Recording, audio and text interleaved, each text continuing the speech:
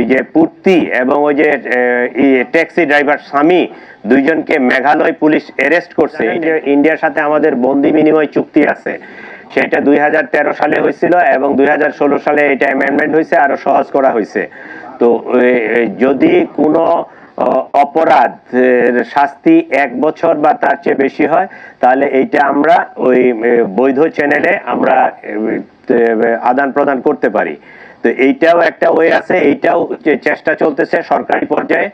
Informal ওয়েতে personal পরিচিতি থেকে আমরা চেষ্টা চালাইছি, যে ইনফরমেশন গুলো আপনাকে বললাম যে ওই যে পূর্তি এবং ওই যে ট্যাক্সি ড্রাইভার স্বামী।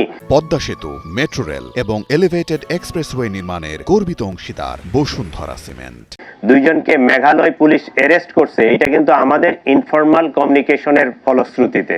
এবং আমরা এই তদন্তের এই যে রুট দিয়ে গেছে, কে তারে পার করলো, এই তথ্যগুলো যখন তাদের সাথে শেয়ার করছি, তারাও এটা তদন্ত করে দেখছে এবং তারা ওই দুইজনকে তারা অ্যারেস্ট করছে।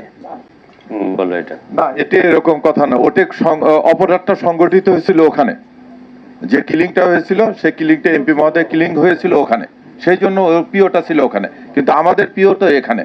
আর যেটা বন্দি বিনিময় চুক্তি এটা বলেন, এটার অনেক ক্লোজ আছে, স্যার যেটুকু বললে যে 1 বছরই হতে হবে এবং আমাদেরকে সুনির্দিষ্টভাবে জানতে হবে। এখন পর্যন্ত আমরা যেটা জানছি, উনি তো গিয়েছেন অবৈধ পথে, কাজে ওনার অবস্থানটা নিশ্চিত না করলে আপনারা জানেন যে এটা করা যায় না, চিঠি দেওয়া যায় না।